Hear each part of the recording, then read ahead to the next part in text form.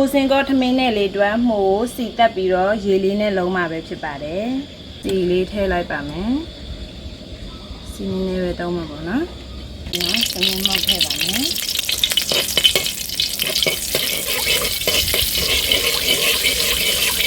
ဒီနေ့ကတော့အလုပ်ပိတ်ရက်လေးမှာမှုစင်ကောထမင်းနဲ့လေးလောက်တာမှာပဲဖြစ်ပါတယ်ပြီးရင်တော့ရေစေးတန်းစင်ထားတဲ့မှုထည့်ပါမယ်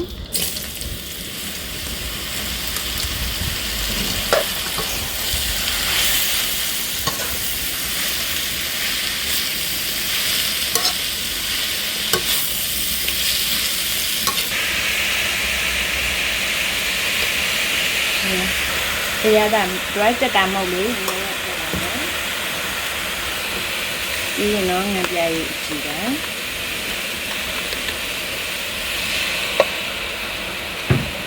ပြီးရင်တော့ခရီးစီလေးထည့်ပါမယ်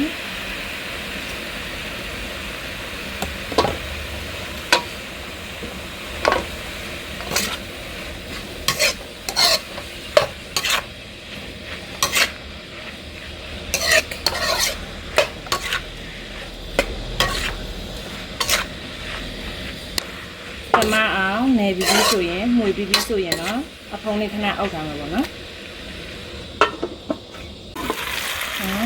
ခဏလုံးလာတဲ့မှွေလေးဒီအနေထားရောက်ပြီဆိုလို့ရှိရင်ဒါချလို့ရပြီပြန်နော်ခဏနေရင်မှွေစင်ကောထမင်းနဲ့လေးလောက်ပါမယ်မှွေစင်ကောထမင်းနဲ့လေးလောက်မှာပဲဖြစ်ပါတယ်ပါဝင်ပစ္စည်းတွေကတော့မှွေလေးပါပြီးရင်တော့စီချက်ပါ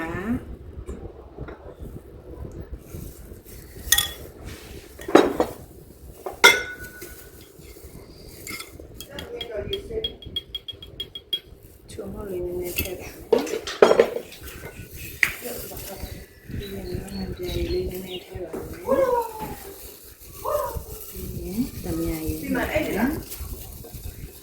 ဘိုးရှိပါလားဒီကတော့ထိုးထားခဲ့တယ်နော်ရလား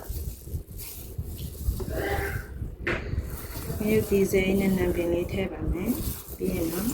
အမဝအောင်နေလာတော့ပေါ့နော်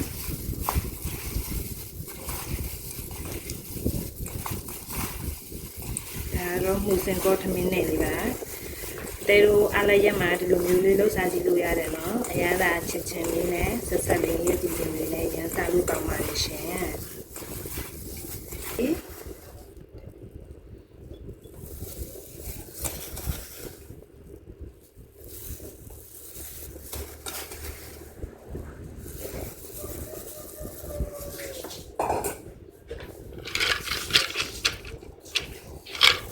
ကြောက်လေးဖြန်းလိုက်ပါမယ်ပြီးတော့နည်းနည်းဖြန်းပြီးရင်စားလို့ရပါပြီရှင်